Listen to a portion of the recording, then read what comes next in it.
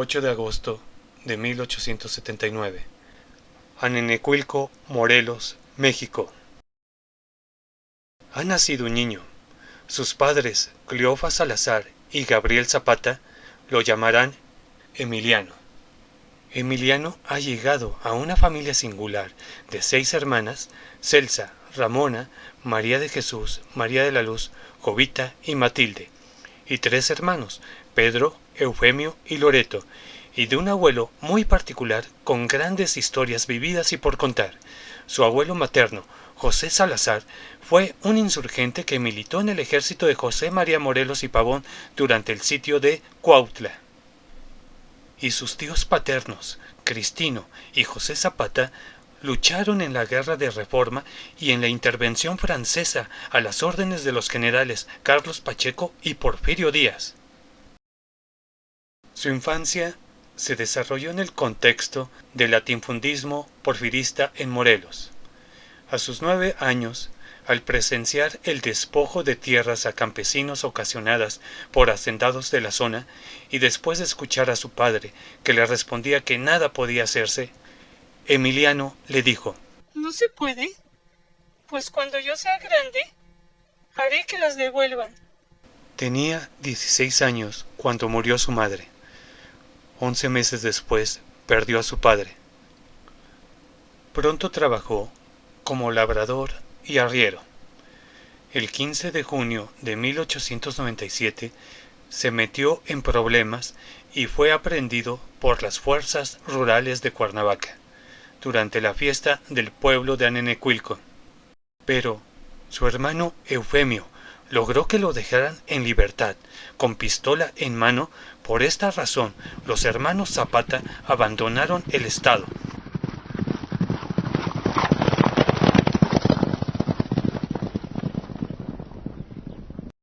Emiliano permaneció un año trabajando en la hacienda de Jaltepet en Puebla. En 1906 asistió a una junta de campesinos en Cuautla para discutir la forma de defender sus tierras y las del pueblo frente a los hacendados colindantes. Su rebeldía lo condenó a la leva, reclutamiento obligatorio de la población civil para servir en el ejército, y en 1908 Zapata fue incorporado al 9º Regimiento de Caballería. Ya en Cuernavaca, Zapata fue asignado como caballerango.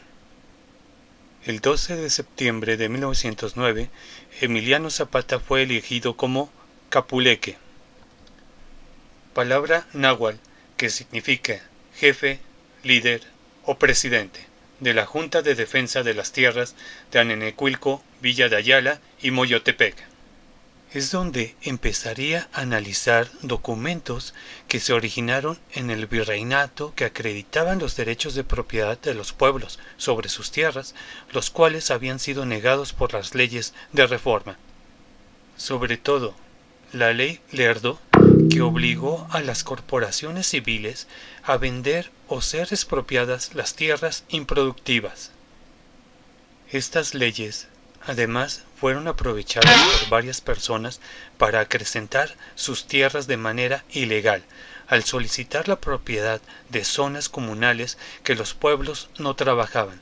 Por esto, se convertiría en dirigente agrario de Morelos, su estado natal. En febrero de 1910, fue incorporado por la fuerza al 9º Regimiento de Caballería con sede en Cuernavaca, degradándolo a soldado raso. En mayo de ese mismo año, recuperó por la fuerza las tierras de la hacienda del hospital, que eran protegidas por el jefe de policía y que dejó en posesión de los campesinos del lugar. Por este hecho, tuvo que escapar varias veces del gobierno, pues fue declarado como bandolero.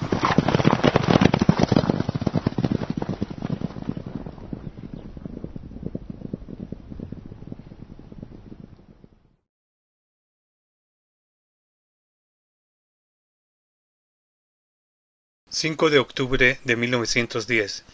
Francisco I. Madero da a conocer el Plan de San Luis, bajo el lema "Sufragio efectivo, no reelección". Mientras tanto, Emiliano Zapata tiene una copia del ejemplar Plan de San Luis, y al leerlo le llama la atención el artículo 3, que ofrecía la restitución de las tierras a sus antiguos poseedores. Así que platica con su compadre Pablo Torres, que era maestro, y le encomienda contactar a Francisco I. Madero y comprobar qué tan cierto era esto. Se confirma, es verdadero. Emiliano Zapata toma las armas con Pablo Torres, Rafael Merino y cerca de 60 campesinos.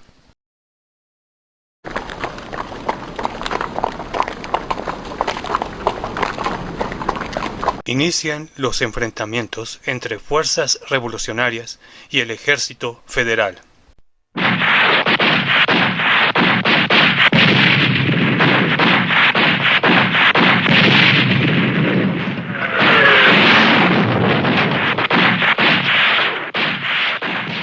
Pancho Villa y Emiliano Zapata ganaron algunas batallas y otras las perdieron.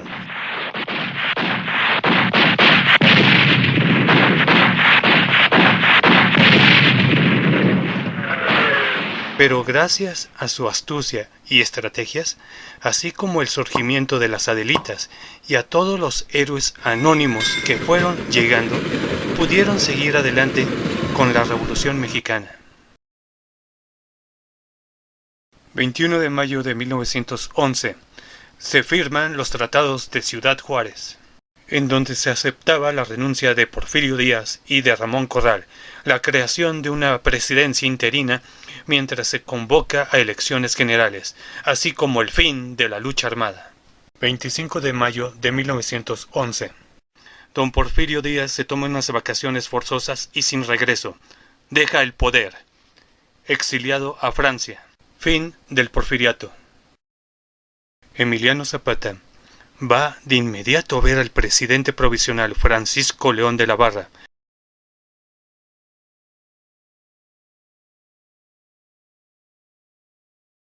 Le pregunta que cuándo empiezan a regresarle sus tierras a los campesinos que injustamente les fueron arrebatados por los hacendados. Francisco León de la Barra no supo qué decirle, así que mejor lo consideró como un rebelde. Y le mandó a los generales Victoriano Huerta y Aureliano Blanquet a darle caza y someterlo.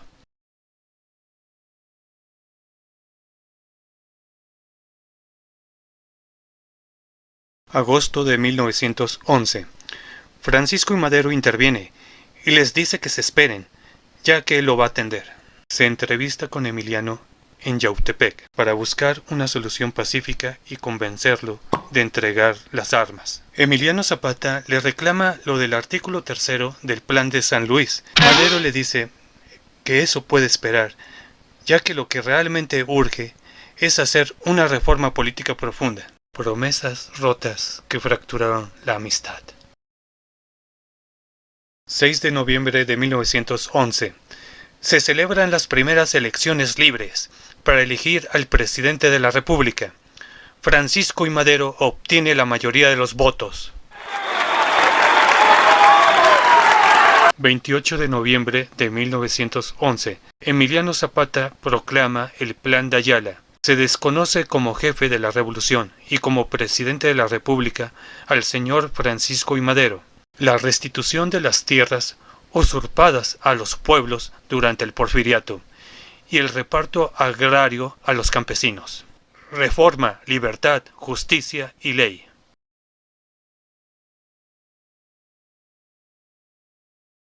(1912) Un año muy raro y difícil.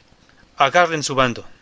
Pascual Orozco y Emiliano Zapata se unen en contra del nuevo régimen maderista. Pancho Villa es leal a Francisco I. Madero y se mantiene a su lado.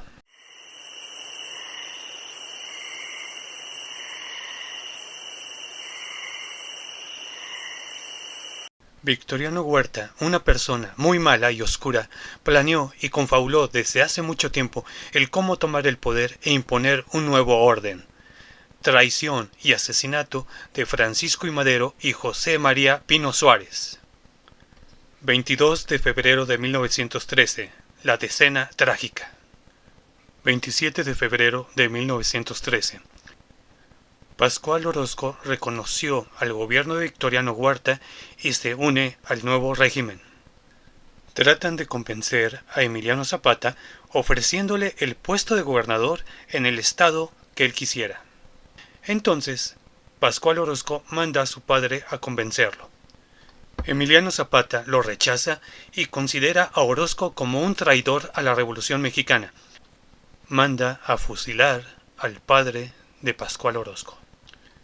Emiliano Zapata inmediatamente modifica el plan de Ayala, desconociendo al gobierno de Victoriano Huerta, y le añade el nombre de Pascual Orozco como traidor a la Revolución Mexicana. 26 de marzo de 1913. El gobernador del estado de Coahuila, Venustiano Carranza, proclama el Plan de Guadalupe, por medio del cual se desconoció al gobierno golpista de Victoriano Huerta. Nace el Ejército Constitucionalista. El movimiento armado para derrocar a Huerta se extendió rápidamente a los estados de Sonora, Chihuahua, Durango y Coahuila. Ejército del Norte, Pancho Villa. Ejército del Noroeste, Álvaro Obregón. Ejército del Noreste, Pablo González.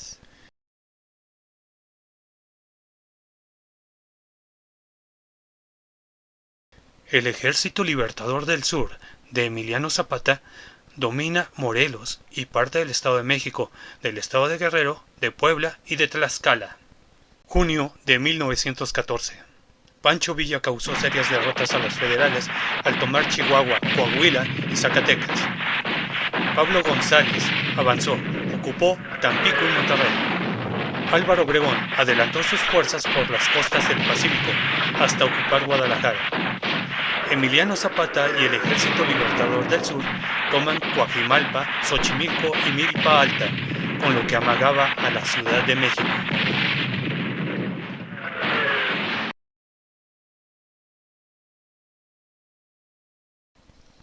Victoriano Huerta está rodeado. 15 de julio de 1914. Victoriano Huerta renuncia. Se va de vacaciones forzosas y sin regreso. 17 de agosto de 1914. Intento de acercamiento entre las tres corrientes vencedoras de la dictadura huertista. Espéreme, compadre. Déjele mando una cartita a don Venustiano Carranza. Y así vemos de qué lado más caliguana. ¿Cómo ve?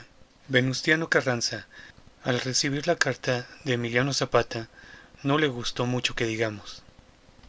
Septiembre de 1914. Se fractura la relación que tenían. 10 de octubre de 1914. Convención de Aguascalientes. Los convencionistas acordaron la renuncia de Carranza. Villa y Zapata nombran como presidente a Eulalio Gutiérrez, quien tomó el cargo el 3 de noviembre de 1914. Venustiano Carranza, temiendo por su vida, abandona la capital y se va a Veracruz. 4 de diciembre de 1914. Xochimilco. Ya pasaron casi 4 años de estar peleando en la Revolución Mexicana. Por fin se conocen por primera vez Pancho Villa y Emiliano Zapata. Firman el Pacto de Xochimilco y están listos para enfrentar a Venustiano Carranza y apoyar al presidente Eulalio Gutiérrez. 6 de diciembre de 1914. Los ejércitos de la División del Norte y Libertador del Sur hacen su entrada triunfal a la Ciudad de México.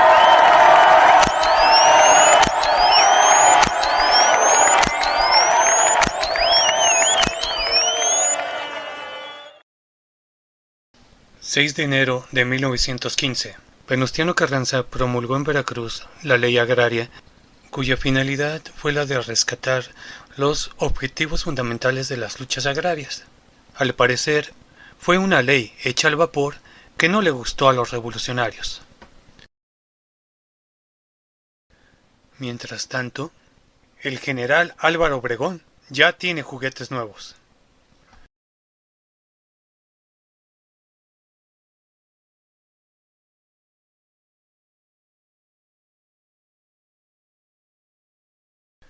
Batalla de Celaya, 13 de abril de 1915. Pancho Villa está a la ofensiva, atacando al general Álvaro Obregón, que se encuentra atrincherado en Celaya. El ejército del norte es derrotado y masacrado.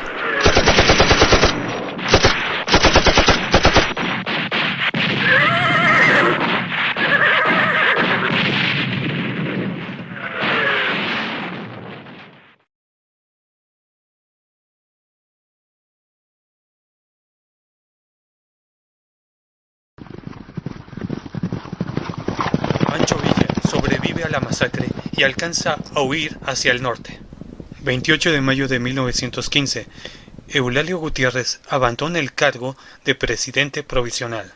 2 de julio de 1915, fallece don Porfirio Díaz a la edad de 84 años en París, Francia, a causa de una enfermedad crónica. En otra parte, Emiliano Zapata está resistiendo y luchando por sus ideales. 1917. Nacimiento de la Constitución de 1917. Una vez ya reducidos a casi nada los ejércitos revolucionarios de Pancho Villa y Emiliano Zapata, y al contar con las fuerzas militares a su favor, Venustiano Carranza y el Congreso Constituyente trabajan durante 2 meses en Querétaro, dedicándose a elaborar una nueva Constitución Federal en la que se introducen reformas en su articulado y se establecen principios innovadores en materia agraria. Se promulga la Constitución Política de los Estados Unidos Mexicanos, 5 de febrero de 1917. 31 de marzo de 1917. Elecciones a la presidencia de la República. Gana Venustiano Carranza.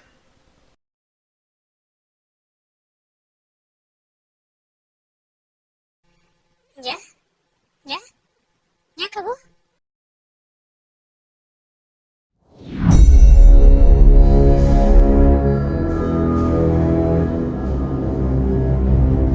De abril de 1919, Chinameca, Lomas de Barrillas.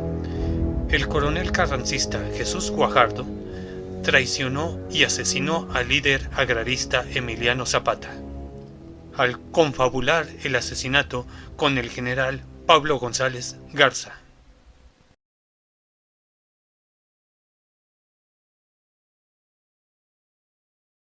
...21 de mayo de 1920...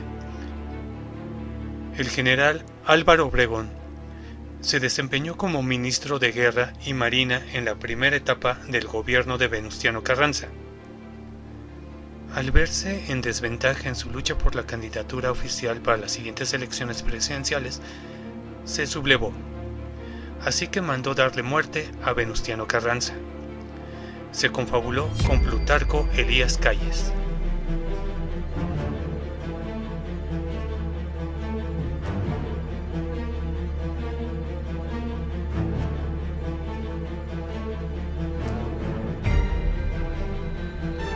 ...20 de julio de 1923... El carisma que tenía Pancho Villa con el pueblo de México y el poder de levantarse en armas en cualquier momento representaba un gran temor para Álvaro Obregón y Plutarco Elías Calles, así que deciden matarlo asesinándolo en Parral, Chihuahua.